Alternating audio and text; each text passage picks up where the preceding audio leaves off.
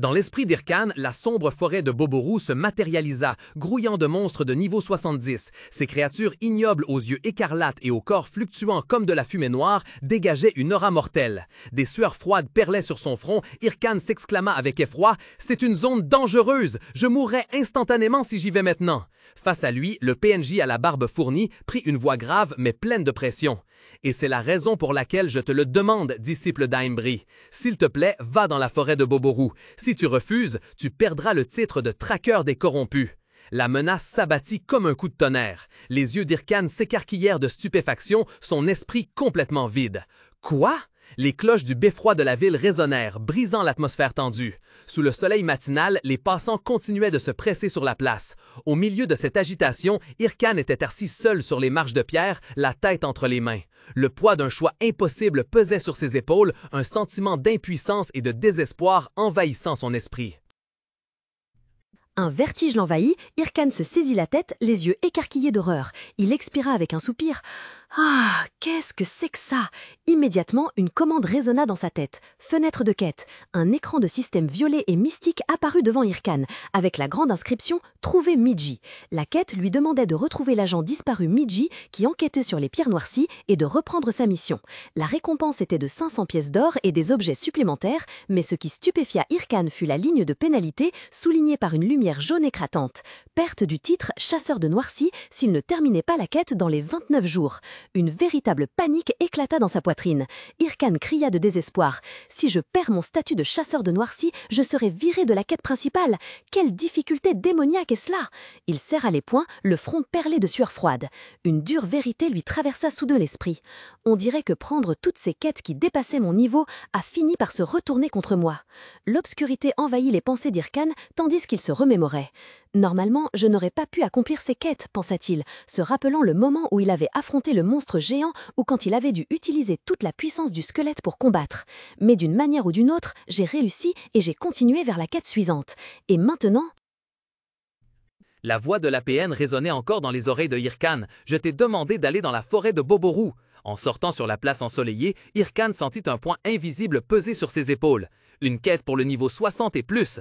Il frotta ses cheveux argentés avec perplexité, l'esprit embrouillé. S'affalant sur un banc en bois, il inclina la tête, les mains sur le front. « Que dois-je faire? Je ne peux pas abandonner la quête principale comme ça, » se dit-il, la frustration le submergeant. « Mais je ne peux vraiment pas aller dans la forêt de Boboru. » Alors qu'Irkan était plongé dans ses pensées inextricables, la conversation de deux autres joueurs proches attira son attention. Un joueur en armure d'épaule discutait avec enthousiasme. « Penses-tu que la guilde Hydra va terminer la quête principale? S'ils y arrivent, ils dépasseront sûrement les autres guildes. Je le sais. Le reste du top 30 des meilleures guildes a même du mal à commencer la quête. » Il s'arrêta soudain comme s'il venait d'avoir une idée. « Ah, mais attends, qu'adviendrait-il de toutes les autres quêtes principales en cours si le comte déchu était vaincu? » Cette question fut comme un éclair traversant l'esprit de Irkan. Tout son corps se raidit, ses yeux s'écarquillèrent et l'étonnement se transforma rapidement en une lueur aiguë de révélation. Un sourire calculateur et confiant se dessina lentement sur ses lèvres. « Il semble que, pensa Irkan, une décision audacieuse s'étant formée, je n'ai plus besoin d'aller dans la forêt de Boboru. » Le sourire d'Irkan devint glacial et diabolique. Dans sa cape noire, ses cheveux argentés se hérissaient, ses yeux verts brillaient d'une frénésie indescriptible. Une aura d'énergie bleu saphir commença à se concentrer autour de son poignet, annonçant une puissance terrifiante sur le point d'être libérée. Pendant ce temps, sur une colline lointaine, un château sombre et ancien apparut à travers les jumelles. L'observateur soupira marmonnant. Rien de spécial aujourd'hui non plus. Un joueur vêtu de noir, allongé à plat ventre sur le sol, abaissa ses jumelles et se tourna vers son coéquipier aux cheveux roux. Il exprima son soulagement. « Notre mission est enfin sur le point de se terminer. Rester ici à garder le château des heures chaque jour me rend fou. Tu ne trouves pas, Natal ?» Natal, le 8e commandant d'Hydra, resta silencieux. Tous deux étaient assis sur le rocher, observant au loin, englobant le château imposant sur la falaise et le petit village en contrebas. Le coéquipier de Natal continua avec enthousiasme, sa voix pleine d'attente. « Je me demande quelle sera la récompense pour avoir vaincu le comte dépravé. La guilde Hydra sera sûrement classée parmi les plus hautes, n'est-ce pas ?» Natal, le visage calme, répondit avec prudence. « Ne te réjouis pas trop vite. » Natal abaissa ses jumelles, le visage grave. Il se tourna vers son coéquipier agenouillé d'un ton réprimandant. « Nous n'en avons pas fini ici. Notre mission est de surveiller secrètement le château du comte corrompu. Nous ne pouvons donc pas baisser notre garde ni laisser fuiter d'informations. Les vrais professionnels savent garder leur sang-froid. » Les paroles de Natal furent brusquement interrompues par son propre cri de stupéfaction lorsqu'une voix moqueuse retentit soudain derrière lui. « Je t'ai trouvé, Natal de l'Hydra! » Quoi? Natal se retourna brusquement, l'air paniqué. Du fond des bois, un jeune homme costaud aux dreadlocks et à l'écharpe rouge courait vers eux, un bras levé agitant chaleureusement. C'était Kims, rang 3 de la guilde des Red Bulls. Il arbora un sourire éclatant et salua joyeusement. « Ça fait longtemps! Salut, salut! » Natal balbutia sur le choc. « Un membre des Red Bulls? Qu'est-ce qu'il fait ici? » Kims pencha la tête, perplexe face à la question. « Hein? Le monstre bosse sur cette montagne est de haut niveau, alors je suis en route pour l'éliminer. » Il désigna nonchalamment le sommet, un petit poussin jaune gigotant sur ses cheveux. « N'est-ce pas aussi la raison pour laquelle vous êtes ici? » Natal et son coéquipier se cachaient, le visage de ce dernier révélant une tension évidente. Il balbutia « Nous ne pouvons pas !» Natal, le visage sombre, semblait consentir à contre-cœur. « Eh bien, je suppose que oui. » Soudain, Kim s'apparut, se penchant, son visage près de Natal, un sourire moqueur aux lèvres, le petit oiseau jaune sur ses dreadlocks inclinant la tête. Kim ricana. « Tu n'as pas l'air au mieux. Besoin d'une pause technique? Ok, urgence, je file, fais comme chez toi. » La colère monta. Le visage de Natal devint écarlate d'humiliation, il rugit. « Non !» Kims haussa simplement les épaules, sourit et tourna nonchalamment les talons. Ne pouvant contenir sa fureur, Natal se leva pour le poursuivre. Son coéquipier le retint, paniqué, criant « Non !» Au loin, Kim se retourna et cria « Hé, je t'ai dit que ce n'était pas ça, reviens ici !» Soudain, Kim s'arrêta. Son sourire narquois avait disparu, remplacé par une expression glaciale d'un sérieux effrayant. Il leva la main, sa montre bracelet émettant une lueur bleue mystique. La lumière éclaira son visage alors qu'il mormonnait, d'une voix pleine de confirmation « Le 8e commandant d'Hydra est ici. Il semble que l'information que nous avons reçue soit vraie. » Dans la somptueuse salle de contrôle, une voix retentit depuis le dispositif de communication. « Chef !» Madador Shev, le président de la guilde des Red Bulls, fixa d'un air stupéfait l'écran holographique affichant un appel entrant, son visage robuste trahissant son incrédulité. « Impossible !» murmura-t-il, n'en croyant pas ses oreilles. Assise à ses côtés, Yel, avec ses cheveux roux flamboyants et ses yeux perçants, commença à expliquer la situation avec calme, mais non sans un certain embarras. Le message anonyme concernant la position du comte corrompu, au début j'étais certaine que ce n'était qu'une blague, bien que nous ayons quand même envoyé Kims vérifier pour être sûr. Ils nous ont fourni des informations aussi cruciales de manière anonyme et entièrement gratuite. Quel pourrait être leur motif? Je ne suis pas sûr. Peut-être quelqu'un de la guilde Hydra qui a une vendetta contre sa propre guilde.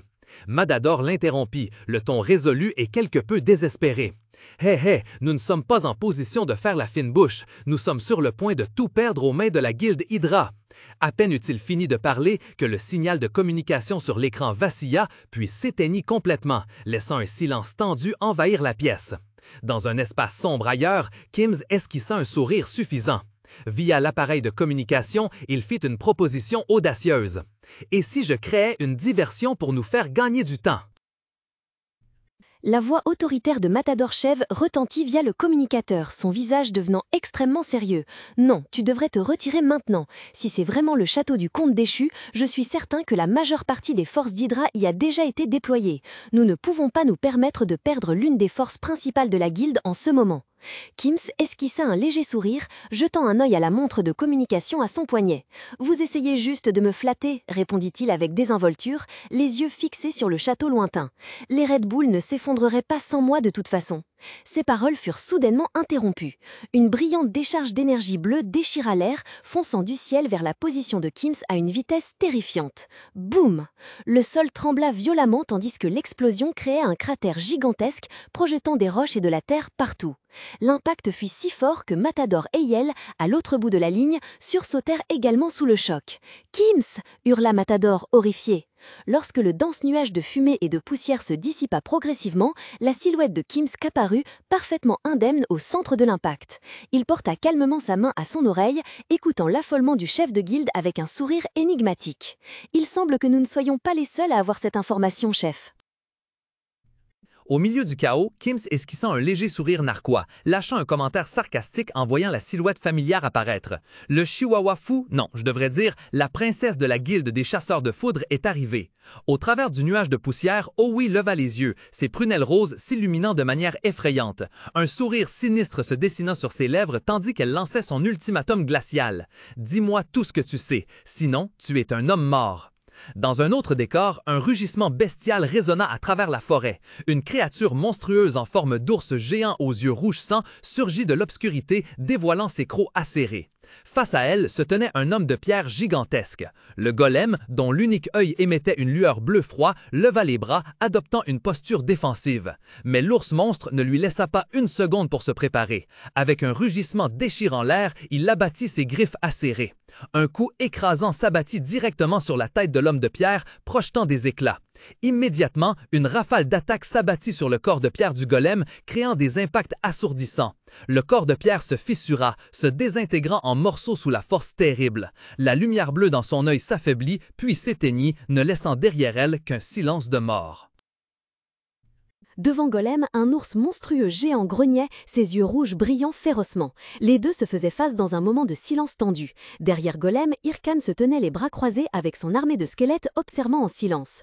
L'ours poussa un rugissement assourdissant et chargea, mais Golem fut plus rapide. Il brandit son poing de pierre dure comme l'acier, assénant un coup foudroyant au visage de la bête, la rendant étourdie.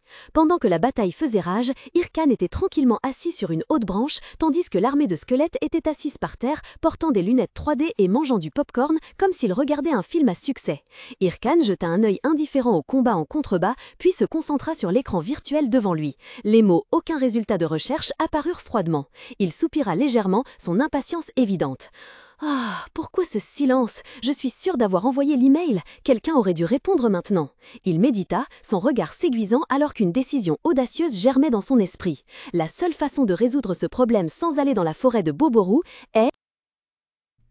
Dans le vaste univers de Warlord, la quête principale est divisée en plusieurs chapitres. Le premier chapitre, le conte déchu, est en cours, et une fois ce conte vaincu, le chapitre prendra fin.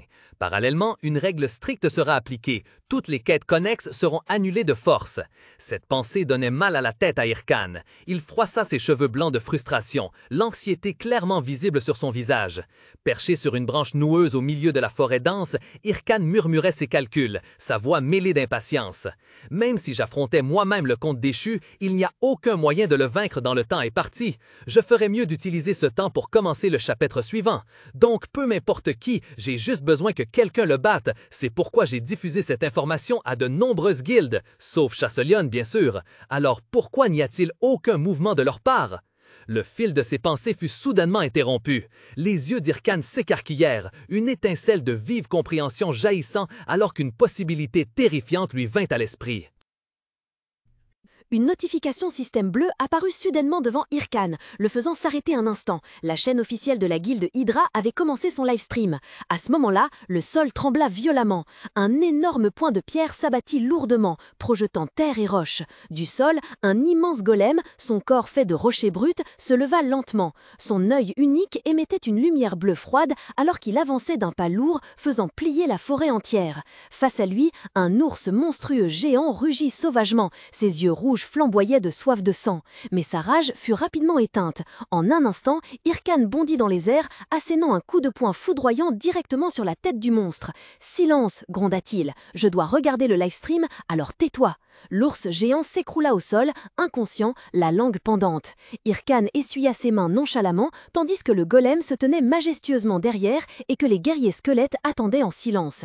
Il chercha tranquillement une bûche à proximité et s'assit, entouré de ses loyaux subordonnés. Un écran holographique bleu apparut de son poignet. « Bonjour, chers spectateurs !» Au milieu d'une pluie de confettis, un membre haut placé de la guilde Hydra, dans une armure blanche éblouissante, se tenait devant le microphone, sa voix pleine de confiance et d'orgueil résonnant partout via la diffusion en direct. Nous, la guilde Hydra, sommes les premiers à avoir découvert l'identité du conte déchu. Par conséquent, nous prévoyons de mener un raid et la date prévue est... Dans un espace sombre et humide, Irkan suivait attentivement chaque mot via l'écran tridimensionnel. Tout son corps était tendu, une goutte de sueur froide coulait lentement le long de sa tempe. « s'il vous plaît, que ce soit ce mois-ci » implora-t-il à voix basse, désespérément, ses yeux verts ne quittant pas l'écran. La voix de la diffusion retentit à nouveau, annonçant distinctement le moment décisif. Dans 10 jours! Un instant, Irkan fut comme pétrifié. Assis entre deux guerriers squelettes fidèles, ses yeux étaient grands ouverts, remplis de stupeur et d'incrédulité. Il fixa l'écran, son esprit complètement vide face à cette information soudaine.